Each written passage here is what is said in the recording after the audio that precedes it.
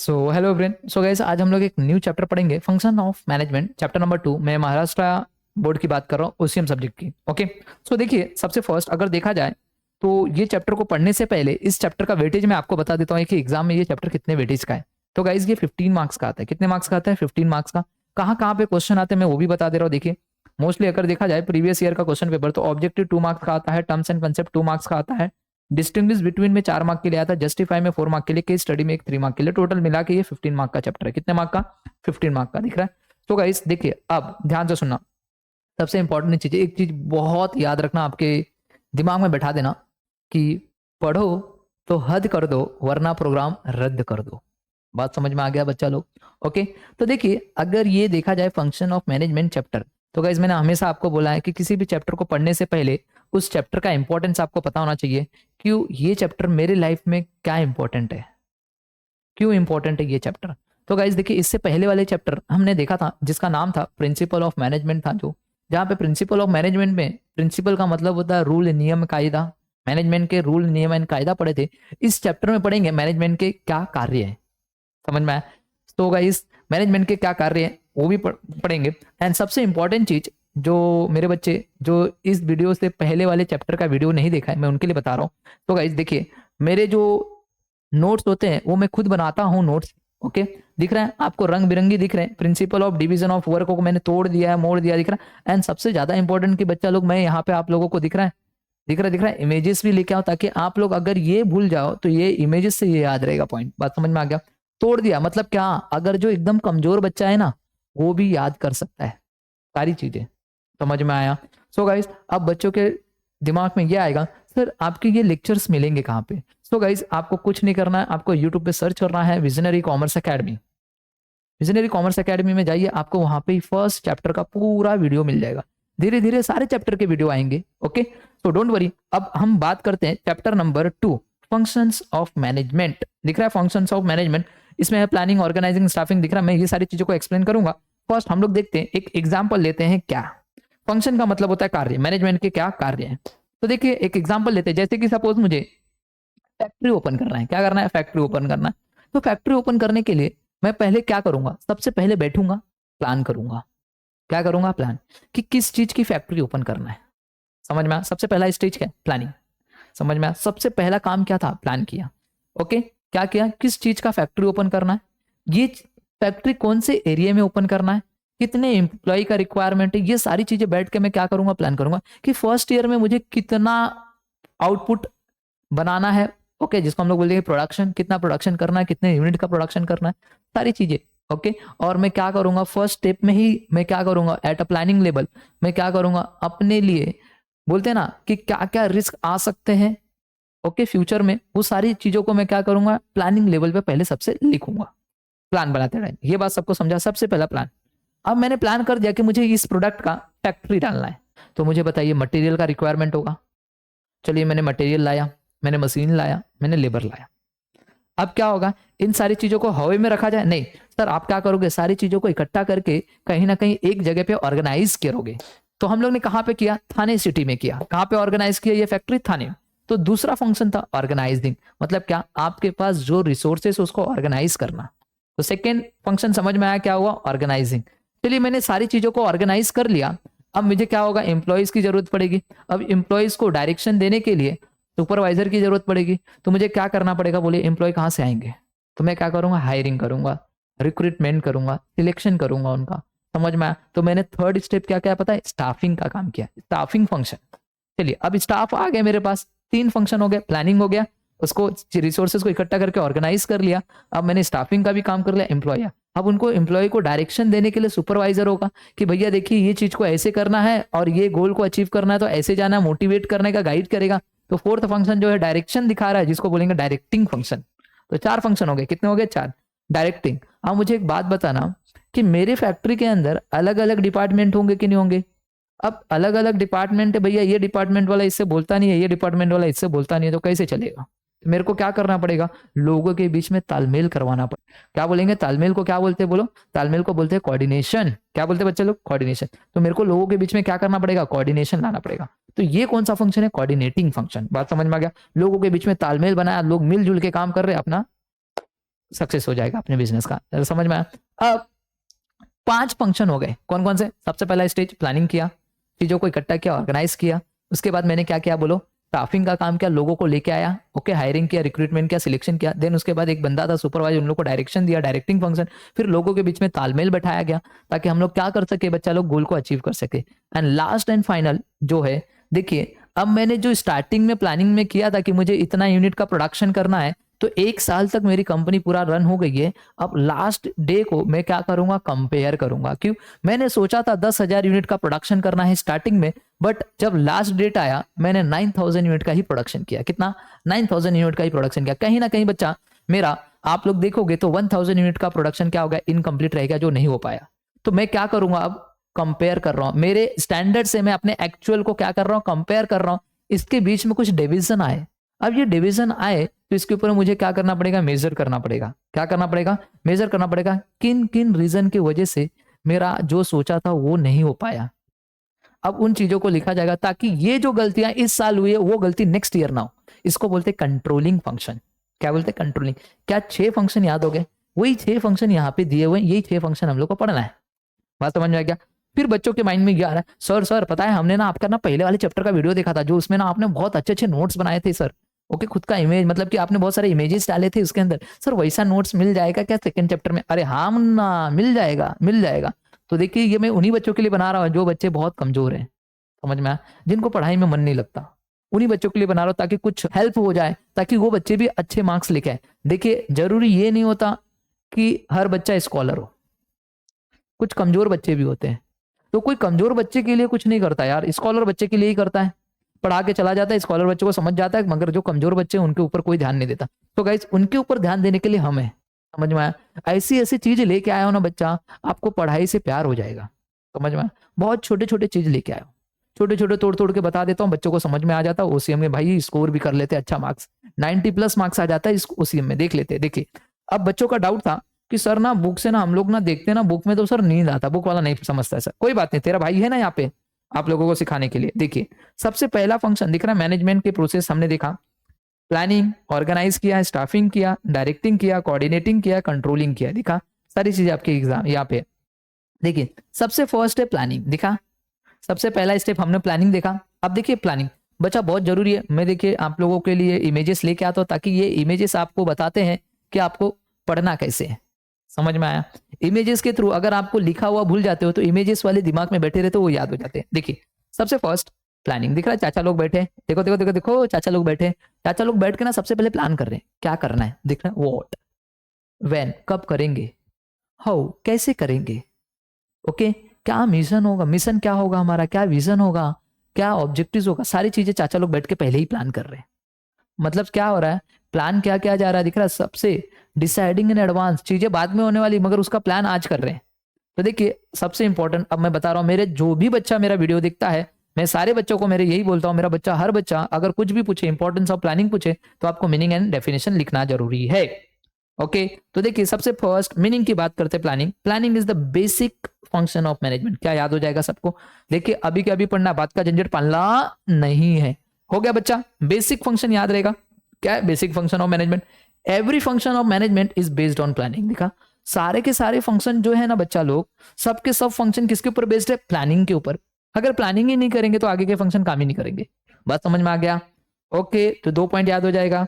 देखिए it includes, planning के अंदर क्या है? Deciding the thing to be done in advance. देखा हमने चीजों को एडवांस में क्या कर लिया है?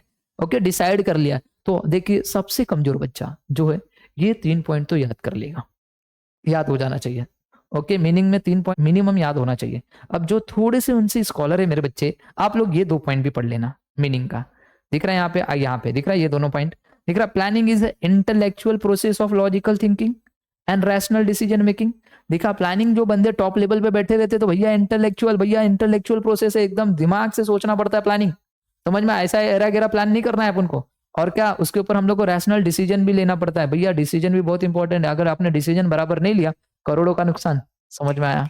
आगे बोल रहा है planning it focuses on organization objective. Plan किस लिए बनाया जाता है? ताकि हम लोग ऑर्गेनाइजेशन का जो ऑब्जेक्टिव उसको अचीव कर सके और क्या कर सके? डेवलप कर सके वेरियस कोर्स ऑफ एक्शन। बहुत सारे कोर्स ऑफ एक्शन रहेंगे, उसमें से कोई एक चूज करेंगे, उसके हिसाब से ग्रोथ करेंगे। मतलब क्या उसी चीज पे हम लोग आगे की तरफ बढ़ेंगे। बात समझ में आई? क्या बच्चा लोग यहाँ तक सबको समझा क्या रे मुन्ना लोग मीनिंग? ओके, आगे लिखा है एक छोटी सी चीज मैंने लिख दिया है। इन शॉर्ट अगर देखा जाए प्लानिंग क्या है? डिटेल प्रोग्राम है, future course of action. Planning क्या है? एक डिटेल प्रोग्राम है जो फ्यूचर कोर्स ऑफ एक्शन मतलब फ्यूचर में आप करने वाले हो, राइट? डेफिनेशन देखिए क्या बोल रहा है कुंज एंड डोनल, बहुत इंपॉर्टेंट है definition. Planning is deciding in advance. Planning क्या है? एडवांस में आप डिसाइड करते हो कि आप फ्यूचर में क्या करने वाले हो, मतलब क्या, व्हाट टू डू, क्या करना है, हाउ टू डू इट, कैसे करना है, व्हेन टू डू इट, कब करना है, and who is to do it, कौन करेगा। समझ में आया? यही तो प्लानिंग है। ओके, आगे बोल रहा है planning bridges the gap from where we are and where we want to go. Planning दिखा एक ब्रिज है, आज हम कहाँ पे हैं, अगर हमारा प्लान अगर सक्सेसफुल होगा तो हम कहाँ पे पहुंच जाएंगे। समझ में आया? मतलब हम आज कहाँ पे हैं और हम कहाँ पहुंचना चाहते हैं, इसके बीच का जो गैप है वो प्लानिंग है। ये बात सबको समझ में आ गया? आगे बोल रहा है it makes possible thing to occur which would not otherwise occur. देखा, इस लाइन का मतलब ये, हम कुछ ऐसी एक्टिविटी करते हैं जिसकी वजह से वो चीजें हो पाती है बिकॉज हमने एक अच्छा प्लान किया। अगर हम प्लान नहीं करते वो चीज नहीं हो पाती। बात समझ में आ गया? सो गाइस हमने डेफिनेशन भी पढ़ लिया और मीनिंग भी पढ़ लिया। ओके, हर बच्चे को याद हो जाना चाहिए। अब इंपॉर्टेंस ऑफ प्लानिंग, उसके लिए मैंने कुछ शॉर्ट कोड लाए हैं, दिख रहा है? आप बताइए भैया, धोनी तो सबका फेवरेट है कि नहीं है? और सबसे फेवरेट टीम भी आप लोगों को आईपीएल में लिखती है चेन्नई सुपर किंग। बात सच है? तो चेन्नई सुपर किंग में दो फील्डर बहुत बेहतरीन फील्डर है जो सबके लवर है। समझ में आया? तो है धोनी एंड रैना। याद रहेगा, धोनी एंड रैना ओडीआई में 100 मारा, याद हो जाएगा। धोनी एंड रैना ओडीआई में 100 मारा। सर क्या है इसका मतलब? देखिए, डी से याद रखना डायरेक्शन, दिख रहा है? D for direction, R for risk of uncertainty, O से ओवरलैपिंग, डी से डिसीजन मेकिंग, आई से इनोवेटिव, एस से याद रखना स्टैंडर्ड फॉर कंट्रोलिंग, ओ से याद रखना optimum use of resources, M से याद रखना आपका लास्ट वाला point management function. Okay, facilitate other management function. क्या याद हो जाएगा? याद हो जाएगा बच्चा लोग, याद हो जाएगा। देखा देखा देखा, सबको याद हो गया। ओके, तो देखिए अब इंपॉर्टेंट है ये प्लानिंग। देखिए प्लानिंग, अब इमेजेस देखेंगे उसके बाद चीजों को पढ़ेंगे। सबसे पहला इमेज है प्लानिंग, क्या बताता है? डायरेक्शन। दिख रहा है यहाँ पे? दिख रहा है भैया? अगर प्लान नहीं करेंगे ना भैया, ऐसे सोचते रहोगे कौन से एरिया में जाए, इसमें जाए, इसमें जाए, इसमें जाए, इसमें जाए, किधर जाए पता ही नहीं चलेगा। इसलिए पहले से प्लान करे रहोगे तो आपको पता रहेगा कि आपको कौन से डायरेक्शन में जाना है। ये बात आपको समझा? तो सबसे पहला इंपॉर्टेंट प्लानिंग का ये बात समझ में। दूसरा इंपॉर्टेंट है रिस्क ऑफ अनसर्टेनिटी। दिख रहा है? अगर आपने प्रॉपर प्लान किया रहेगा तो मैं आज बैठ के फ्यूचर में होने वाले रिस्क की पता लगाना पड़ेगा मुझे। समझ में? हो सकता है मेरे फैक्ट्री को फ्यूचर में क्या क्या रिस्क हो सकते हैं, तो उसके लिए मेरे को आज ही प्लान करना पड़ेगा। ताकि क्या होगा, जब ये फ्यूचर में ऐसी कुछ आपदा आएंगी या ऐसी कुछ घटना होगी तो उससे बचने के लिए मेरे पास क्या क्या प्रिकॉशन है। समझ में आया? तो प्लानिंग किए रहोगे तो पता चलेगा आपको। नेक्स्ट है रिड्यूस द ओवरलैपिंग। दिख रहा है? Overlapping and wasteful activity. देखिए अगर आपने प्रॉपर प्लान किया रहेगा तो ओवरलैपिंग नहीं होता। ओवरलैपिंग का मतलब होता है कि एक ही काम को 2 लोग कर रहे हैं, 3 लोग कर रहे हैं, 4 लोग कर रहे हैं। मतलब क्या, एक ही काम बार बार किया जा रहा है। मतलब क्या, एक बोलते हैं ना डबल डबल टाइम, 3 टाइम एक ही काम किया जा रहा है, डबल डबल टाइम। तो ये होता है ओवरलैपिंग। तो अगर आपने सबके काम बांटे रहेंगे तो एक ही बंदा एक ही काम करेगा, दूसरा बंदा दूसरा काम करेगा, तीसरा बंदा तीसरा काम करेगा। अगर आपने काम नहीं बांटा है तो एक ही लोग मिलके, मतलब क्या, ये भी ये भी ये भी ये भी सब के सब मिलके क्या कर रहे हैं? एक ही काम कर रहे हैं। भैया आपने तो सारे के सारे लोग ने एक ही काम कर दिया, प्रॉब्लम हो गया। तो ये नहीं होता अगर आपने प्रॉपर प्लानिंग किया रहेगा तो। नेक्स्ट बोलते हैं डिसीजन मेकिंग। दिख रहा है यहाँ पे? दिख रहा है? भैया ऐसे एक तराजू ले लिया है और देख रहा है ये वाले पे जाना है या ये वाले पे जाना है। समझ में आया? कौन सा डिसीजन लेना है? ये वाला लेना, अच्छा अच्छा अच्छा ये वाला लेना है। देखिए ओके कर दिया, ओके ओके कर दिया। बात समझ में आ गया? तो ये बात सबको समझ में आया क्या? डिसीजन लेने में प्लानिंग बहुत हेल्पफुल रहता है। ओके, नेक्स्ट है इनोवेटिव आइडियाज। तो देखिए गाइस, अगर आपने प्रॉपर प्लानिंग किया रहेगा तो आपके पास टाइम बचेगा। समझ में आया? आप रिसोर्सेज को प्रॉपर यूज कर रहे हो, ओके, वेस्टेज कम होगा, टाइम बचेगा। जब टाइम बचेगा तो घूमने नहीं भागना है, अपन को इनोवेटिव करना है, कुछ नया आइडियाज लाना है। भैया टाइम बच गया ना, अपने पास टाइम बचा है, भैया मिल गया टाइम अपन को, चलिए भैया अभी ना फटाफट अपन ना अपनी कंपनी को ग्रो करवाना है ना, नए नए आइडियाज ढूंढना पड़ेगा। क्यों? टाइम अपने पास बच गया। क्यों? अपन ने प्रॉपर प्लानिंग किया था। तो अब ये टाइम बच रहा है तो ये टाइम में क्या करना है? वेस्ट नहीं करना है, ये टाइम को यूटिलाइज करना है, इनोवेटिव आइडियाज लाना है इस टाइम के बीच में। तो अगर आपने प्रॉपर प्लानिंग किया रहेगा तभी तो टाइम बचा, और टाइम बचा तभी तो इनोवेटिव कर रहे हो।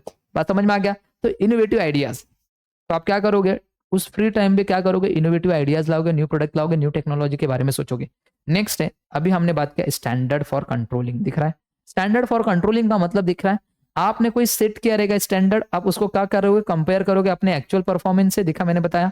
फिर क्या करोगे, मेजर्स करोगे परफॉर्मेंस को, उसके बाद क्या करोगे, करेक्टिव एक्शन लोगे ताकि ये चीजें फिर से फ्यूचर में ना हो। नेक्स्ट है ऑप्टिमम यूज ऑफ रिसोर्सेज, दिख रहा है। ऑप्टिमम यूज ऑफ रिसोर्सेज मतलब आपके पास जो भी रिसोर्सेज है उसको इफेक्टिवली यूज करो, एफिशिएंटली यूज करो, इकोनॉमिकली यूज करो, समझ में, वेस्ट मत करो। समझ में आया बच्चा लोग? सो गाइस अब फटाफट पढ़ के लेते हैं, देखिए क्या क्या है, अब इजीली याद हो जाएगा। देखो सबसे पहला है प्लानिंग क्या प्रोवाइड करता है, डायरेक्शन। तो देखिए चिंदी है, छोटा छोटा है, याद होना चाहिए। देखिए डायरेक्शन मीन्स क्या, टू गिव प्रॉपर इंफॉर्मेशन देना, एक्यूरेट इंस्ट्रक्शन देना एंड गाइड करना, किसको, सबऑर्डिनेट को। तो सेम प्लानिंग भी वही बताता है। प्लानिंग भी क्या बता रहा है, planning tells us what to do, क्या करना है, कैसे करना है एंड कब करना है, बस सिम। पहला पॉइंट याद हो गया क्या मुन्ना, सिंपल था, हो गया। चलो next, planning reduces the risk of uncertainty. Planning क्या करता है, हेल्प करता है ताकि फोरकास्ट कर सको बिजनेस रिलेटेड रिस्क। देखा फोरकास्ट का मतलब होता है अंदाजा लगा सको फ्यूचर में होने वाले रिस्क का, ओके। एंड ये आपको और मदद करता है ताकि आप क्या कर सकते हो, नेसेसरी प्रिकॉशन ले सकते हो एंड अवॉइड कर सकते हो उस रिस्क को एंड प्रिपेयर हो सकते हो फॉर फ्यूचर अनसर्टेनिटीज के लिए।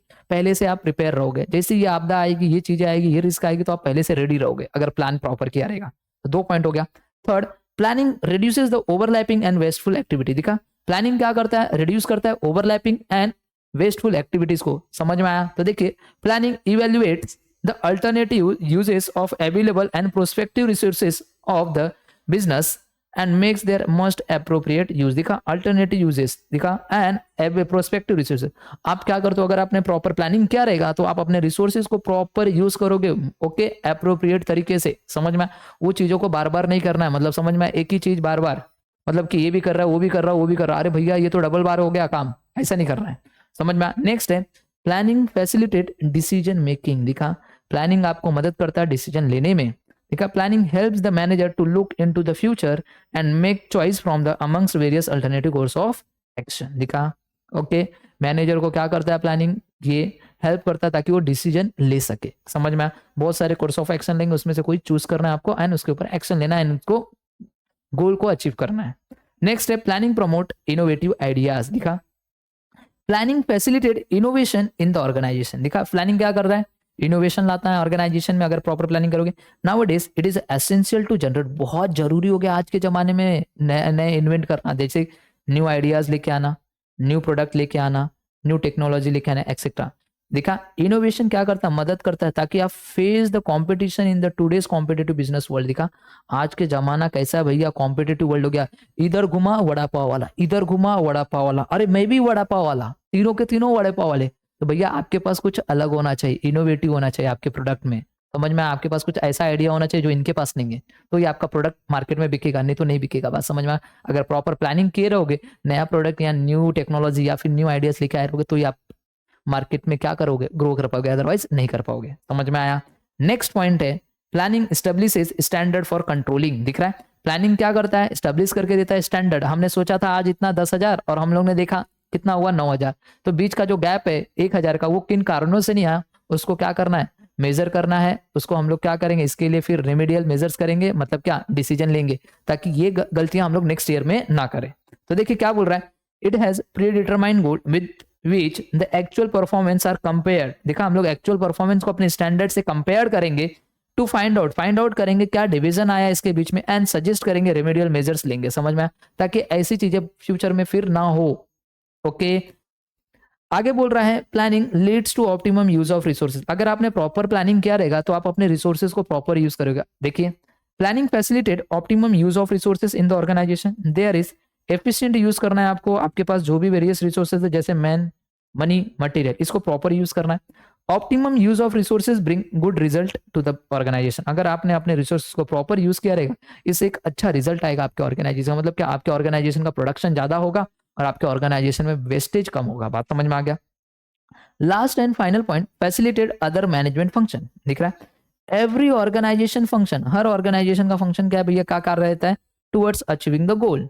क्या भैया, आप उनको गोल की तरफ ही जाना है, राइट। बट जो गोल होता है वो सेट किया जाता है प्लानिंग स्टेज पे, सबसे पहले प्लानिंग लेवल पे ही गोल सेट कर दिया जाता है, right. Unless the plan is ready, other management function such as organising, staffing can not be undertaken. दस ओके बोल रहा है क्या, अगर आपका प्लानिंग नहीं रेडी है तो भैया आपके आगे के फंक्शन काम ही नहीं करेंगे। समझ में आया? दिख रहा है? Other management function such as organising staffing can not be undertaken, thus planning facilitate all other function of management. All other function of management याद रहेगा। सो गाइस इसी के साथ ये क्वेश्चन हमने कंप्लीट किया। ओके सो गाइस देखिए simple था, बहुत छोटा क्वेश्चन था। प्लीज आप लोगों को एक दो बार देखना है और आपको पूरे पॉइंट याद हो जाएंगे। पूरे पॉइंट याद होने के बाद 8 पॉइंट इनफ है। 8 पॉइंट इनफ है पूरे के पूरे। आपने इंट्रोडक्शन लिखा, आपने मीनिंग लिखा, आपने उन चीजों को एक्सप्लेन किया, बहुत है।